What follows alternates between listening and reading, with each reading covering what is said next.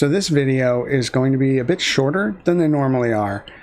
I'm taking this week to just sort of, reset, clear my mind, and recharge, because every day is a stress. So I wanted to talk about something that has been floating around on the back of my mind for some time, but I haven't found a way to articulate.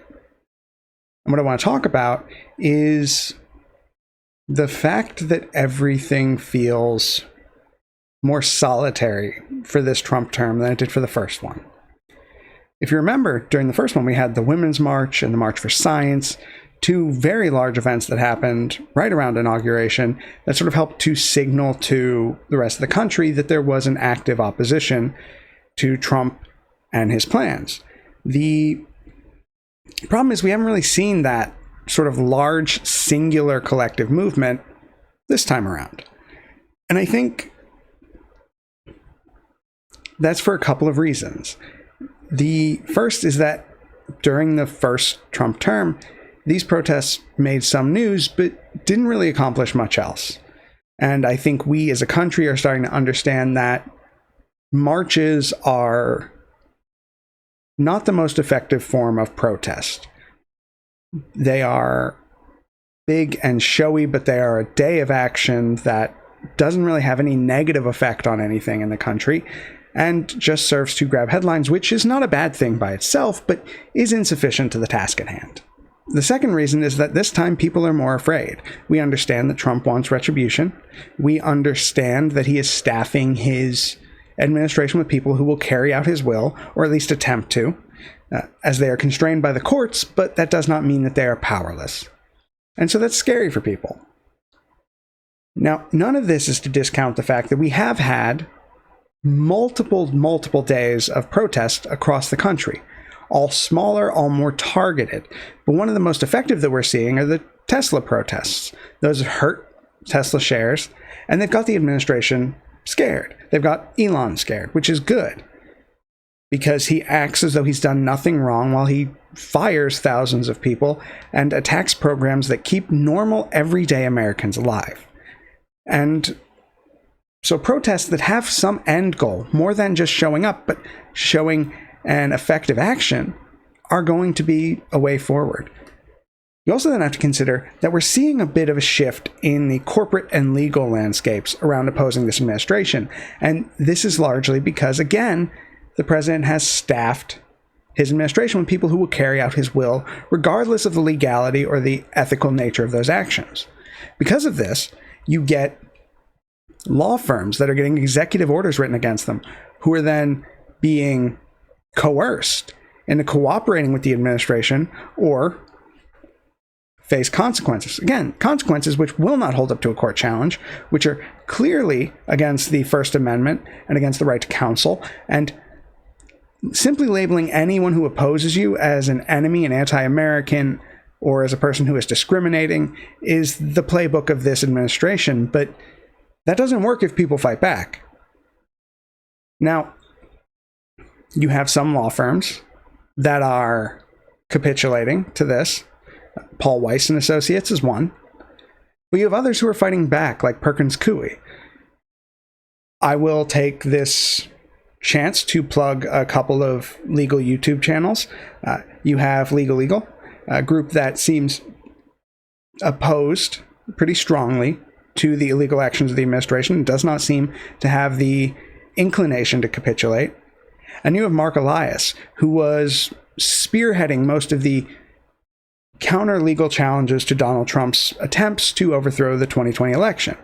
Mark Elias, who has been called out publicly by Donald Trump on multiple occasions, is not backing down, is not afraid. And from everything I've seen of the man, is a good person who cares about the rule of law and who cares about doing what's right.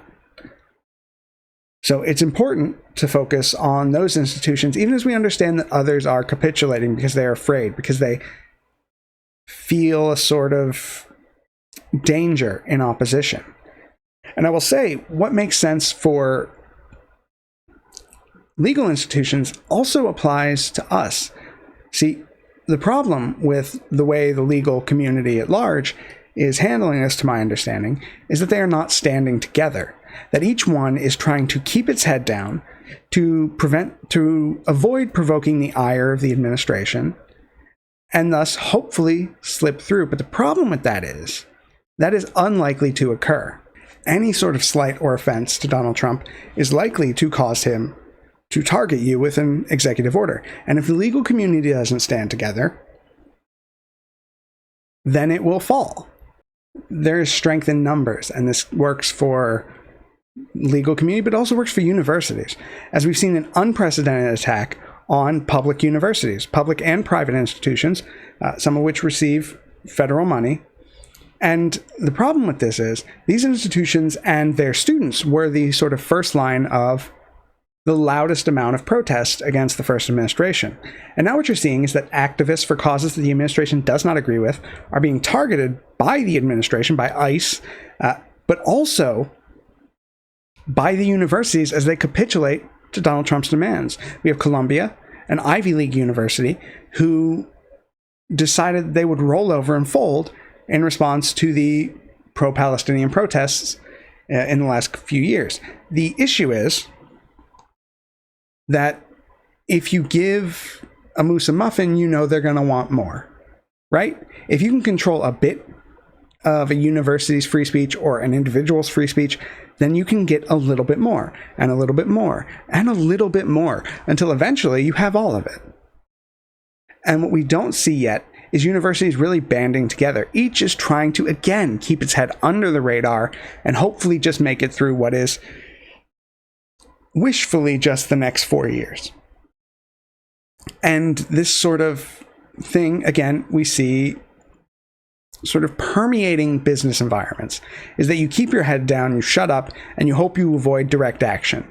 Because what corporations and law firms and universities have shown so far, granted it's only been a short time, but what they've shown so far is that they're not going to come to the defense of others. And they have strength in numbers. They have power in their unity. And that is much the same way that we as individuals have power when we act together. When we act together, we are a strong force and a bulwark. We can accomplish great things, general strikes, protests at targeted locations, community action and community support. All of this is so important to resisting this administration, and all of it requires us working together. And so I hope that we understand that our action together will be necessary, and that we need to show more backbone and more spine than these corporations that are only in it for profit. That's all they care about protecting, but we have to worry about protecting each other. Now, it's also important to note that it's not just direct resistance to Donald Trump, but it's also any support of something that he does not like. So things like DEI or pride.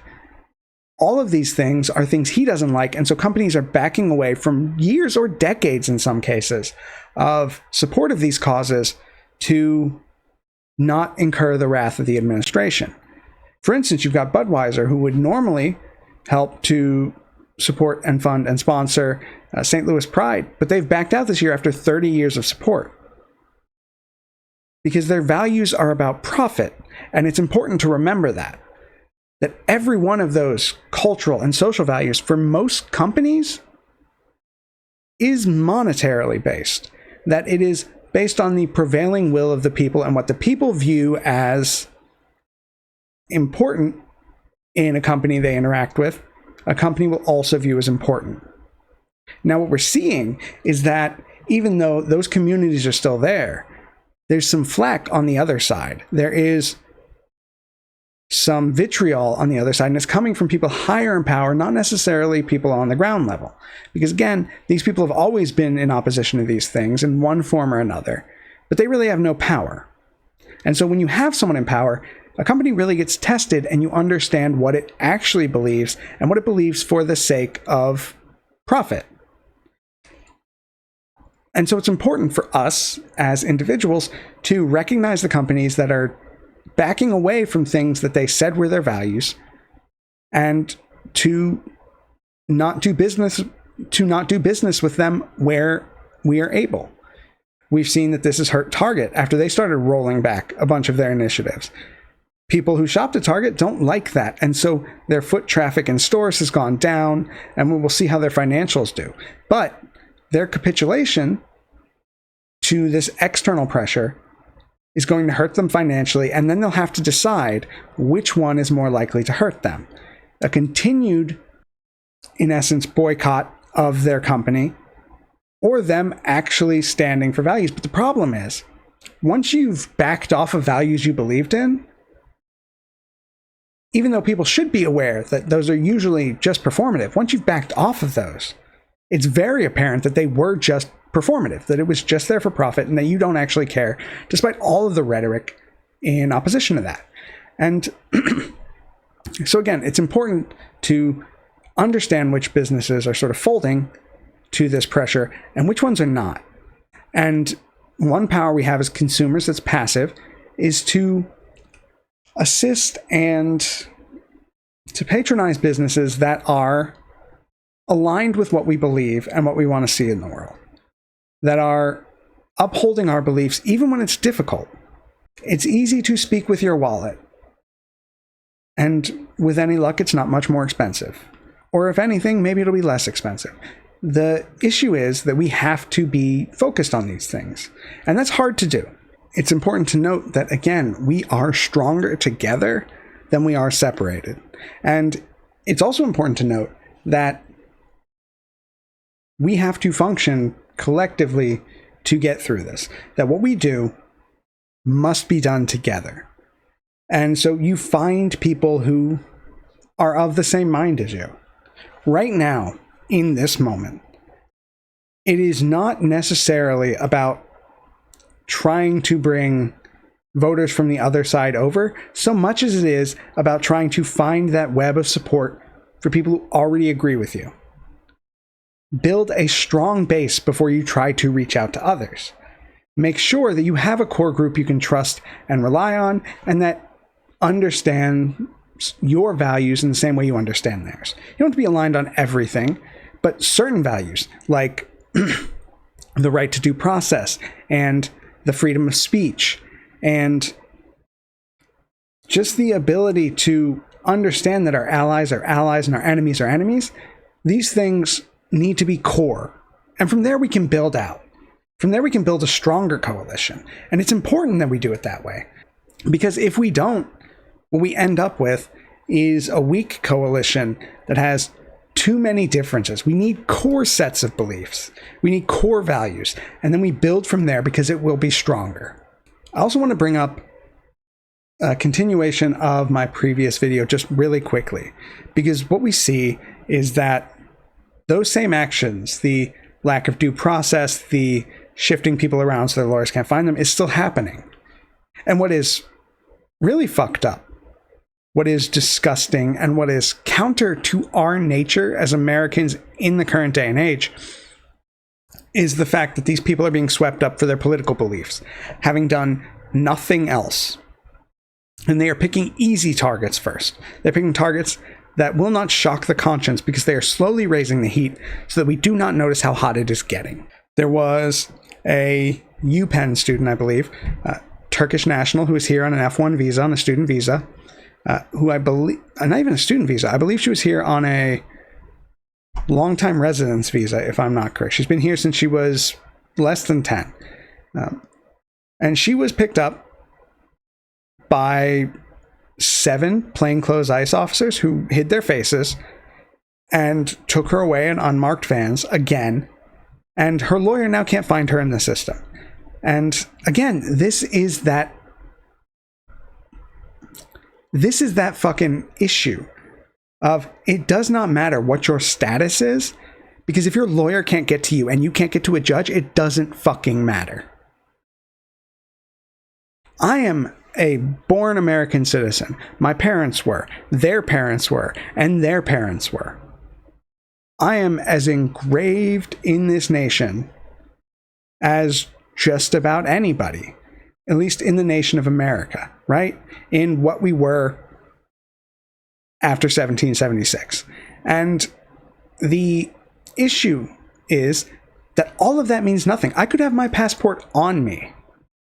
And if ICE comes up and they say, you're not from here, and then shove me into a van, my wife doesn't know where I am. I don't have an immigration lawyer, but if I did, they also wouldn't know where I was. They shuffle me around the country, and then they ship me out of the country. And by the time anyone realizes what's happened, it's too late. I'm gone. I'm out of the jurisdiction of the United States. And then the courts can't help me. Again, due process is important because it gives you a chance to go to a judge and say, hey, they got the wrong person. It gives you a chance to go before the judge and argue that they are trying to do something that is illegal or is unconstitutional. And that needs to happen. And I don't care about the bullshit arguments that we've got too many people and the courts couldn't take it. That's not the fucking problem. We had an immigration bill that was up that I didn't personally agree with, but would have added many more immigration judges and would have sped up the time so that we could have handled this sort of influx. But Republicans voted it down at the behest of Donald Trump so that he could campaign on it. And the issue is, it does not matter whether or not we have the capacity to do something that we need to be doing. When ICE shows up and acts like the Gestapo and hides their faces and shoves you in a fucking van, when it takes 7 to apprehend one young woman, when they're fucking cowards like that, when they take people simply because they feel like they can, but they're so cowardly that they hide their faces because they know what they're doing is wrong. That's a fucking problem. I personally believe that your choices that you make in a political arena should have consequences outside of that. If you're a shit politician, then you should have to live with the fact that your constituents want to protest you when you go out to dinner or a show or a movie or jogging at a 4K or to a public school. It doesn't matter. Your job is to represent people. And if you can't handle people not liking the way you're representing them, then get out of the fucking job. Politicians should absolutely not have peace out and about in public if they are doing things that are counter to our country and to our Constitution. No, J.D. Vance shouldn't go get a nice, lovely night at the Kennedy Center. No, he shouldn't go get to ski on a mountain. If he wants to be a fascist, then he can live with the public consequences of what he's doing. I am not advocating for violence. But showing up and being loud in public spaces is something you can and should do. And if they don't like that, they can change their behavior or they can stop going in public. And this sort of same reasoning applies to all those Republicans who won't hold town halls, who claim that people show up are paid protesters, that are showing up paid by the Democrats to protest them specifically, and that they're not real constituents, which devalues all of their real constituents who are there. And to be clear, there's no evidence any of these people are paid protesters. All there's evidence of is that these people don't fucking like their representative. And that's their goddamn right.